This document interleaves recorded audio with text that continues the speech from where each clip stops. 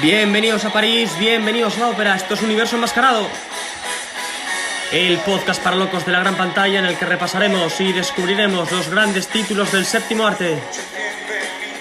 Os habla el fantasma de la ópera. Toma asiento, nos has encontrado. Segundo episodio de Universo Enmascarado dedicado al maravilloso cine británico, una joya sesentera que abrió caminos dentro de las denominadas snuff movies y sirvió de inspiración para cineastas legendarios. Clasicazo incontestable con un Karl Böhm imperial. Damas y caballeros, sonrían, porque viene el fotógrafo del pánico.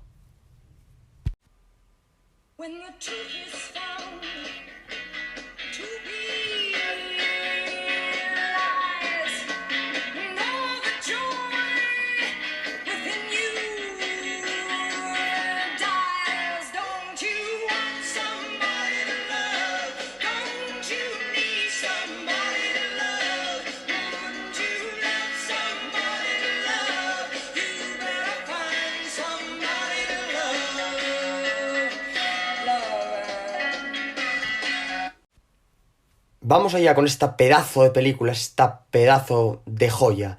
Peeping Tom, título en inglés, en español Tom el Mirón, es el nombre de un personaje de Lady Godiva, leyenda anglosajona en la que se cuenta cómo un hombre no podía resistir la tentación de espiar a su ama por un agujero. En términos puramente psiquiátricos, se conoce como escoptofilia o voyerismo, ese trastorno de inclinaciones sexuales caracterizado por la obsesión recurrente de mirar a personas que están en situaciones íntimas.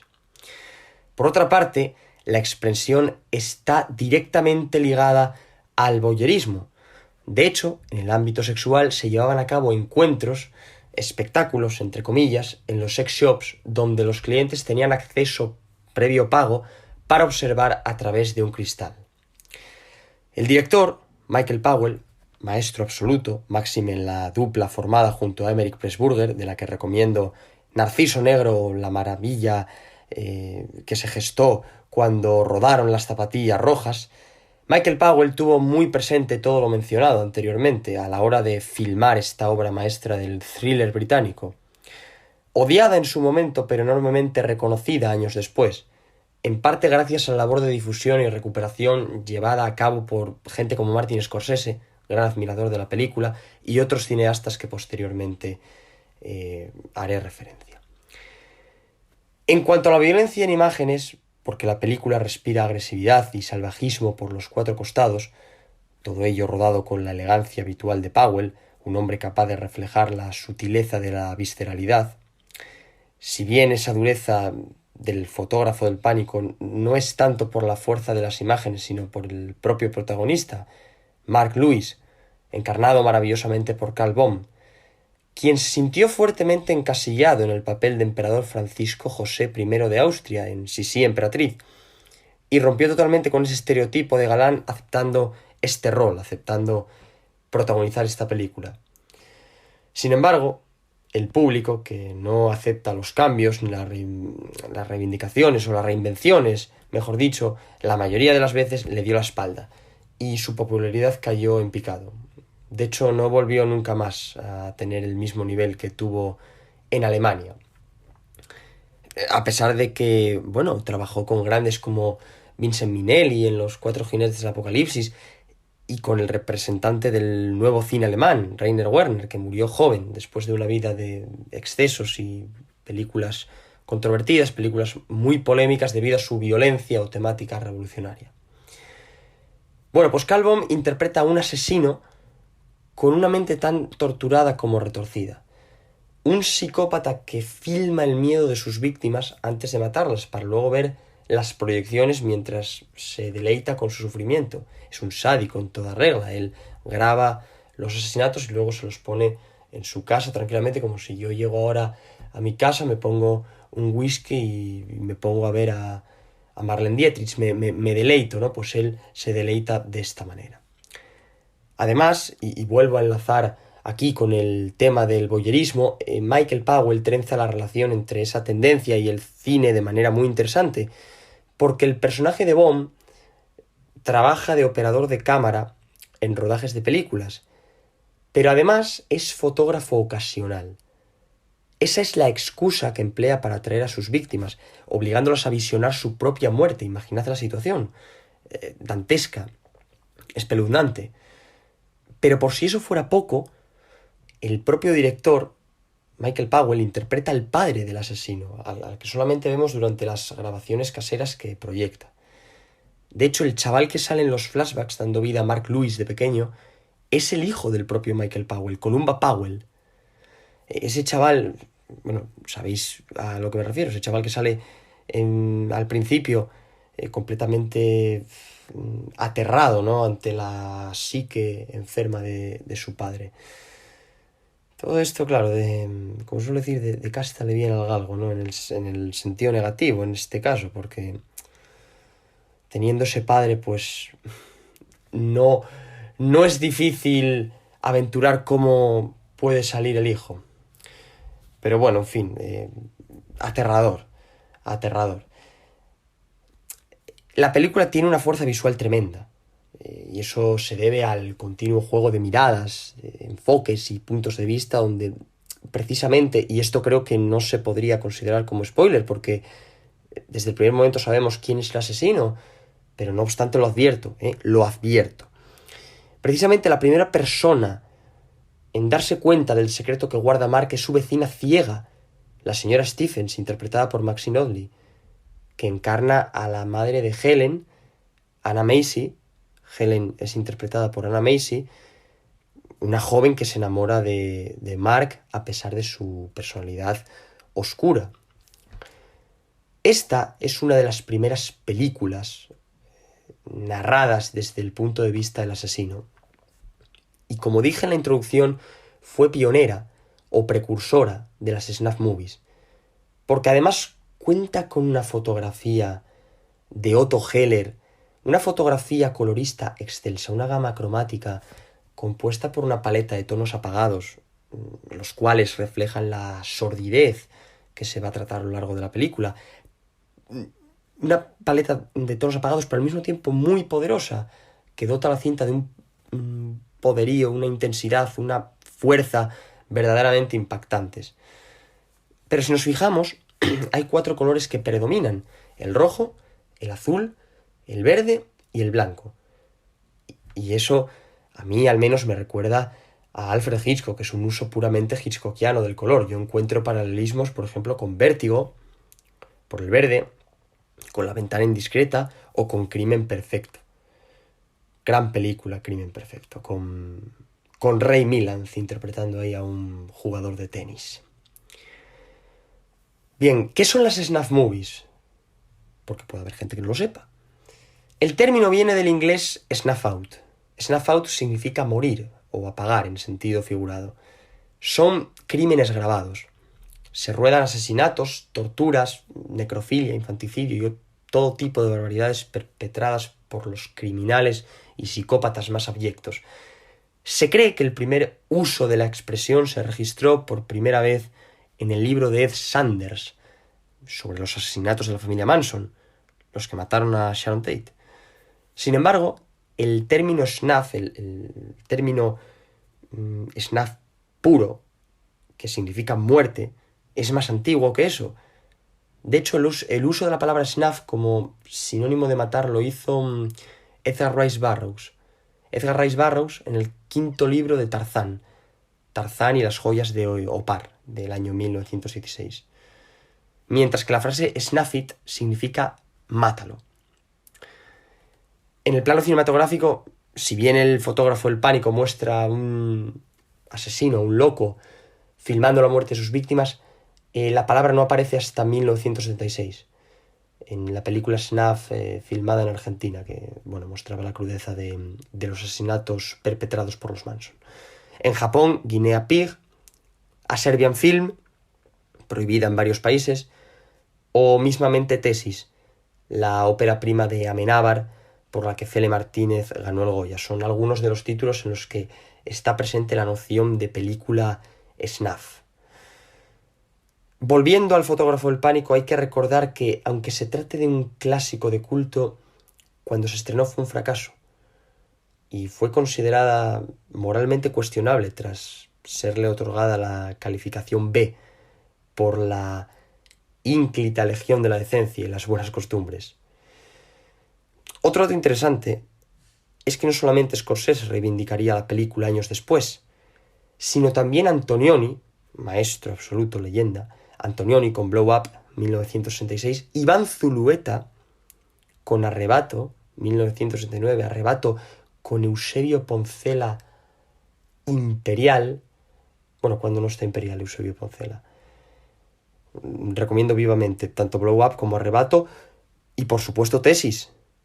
Amenábar también fue uno de los cineastas que reivindicaron la cinta, porque todas estas películas muestran claras influencias surgidas del film de Michael Powell.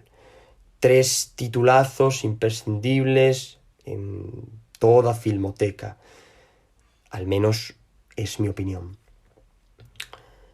A ver si van ustedes al cine, como decía el profesor en Tesis. ¿Os acordáis de esa escena cuando dice lo de a ver si van ustedes al cine? Es una película monumental. Año 1996. Bien, curiosidades del fotógrafo del pánico.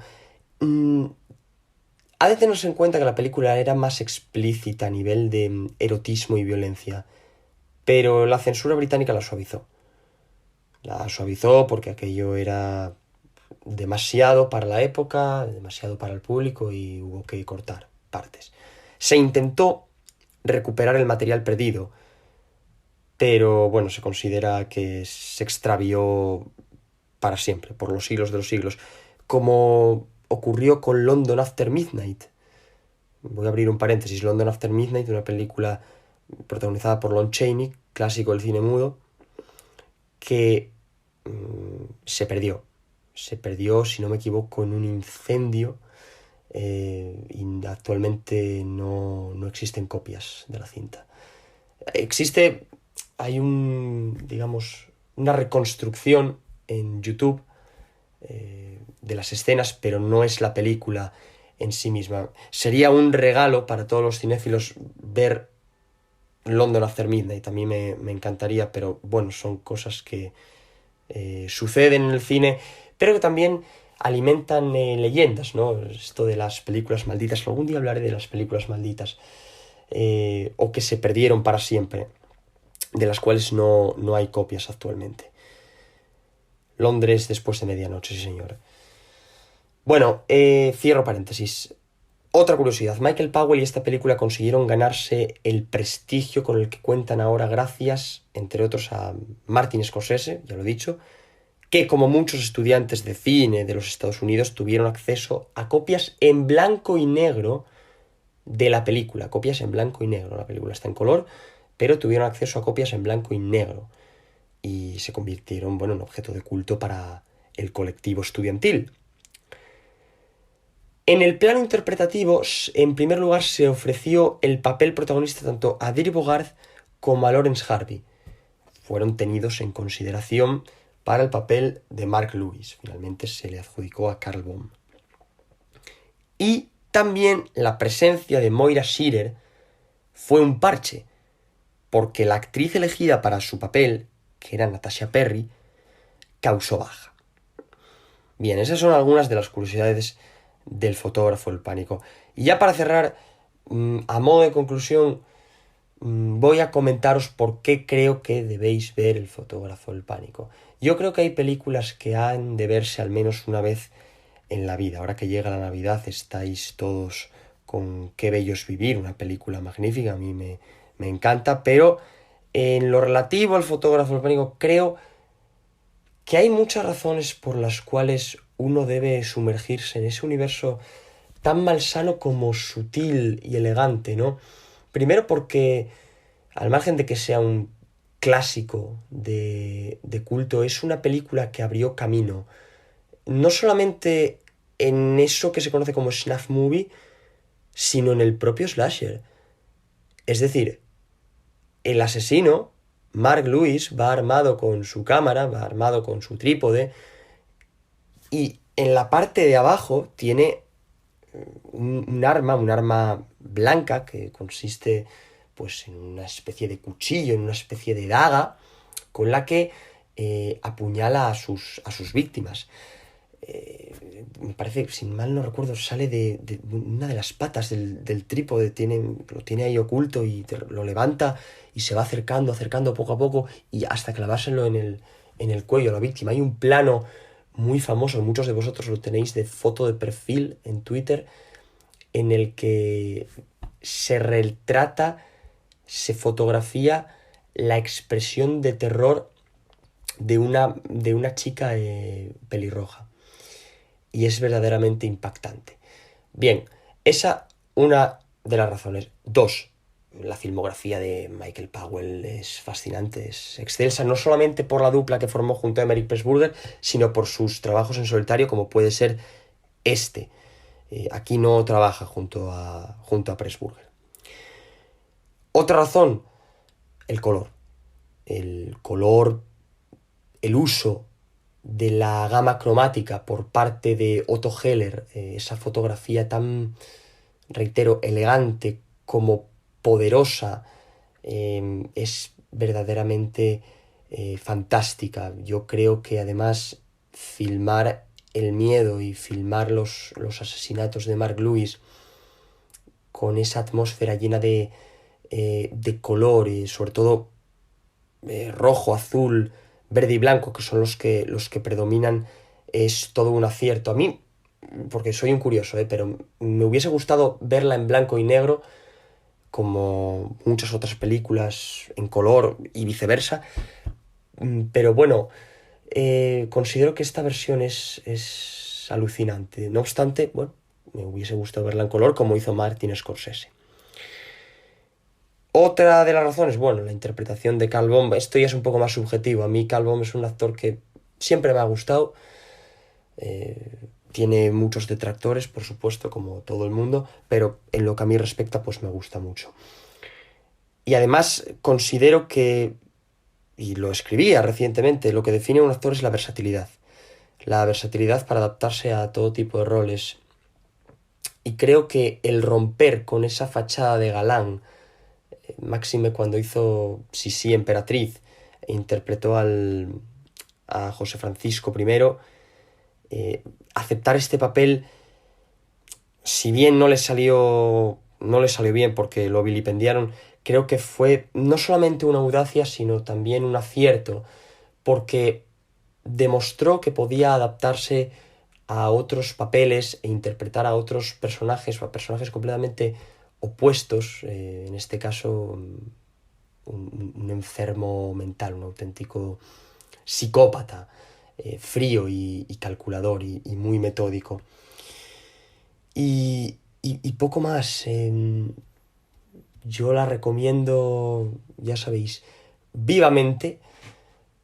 Creo que es una de las grandes obras maestras de la historia del cine, no solamente de Gran Bretaña, sino de todo el cine, y dirigida por un astro del séptimo arte como Michael Powell, un tipo que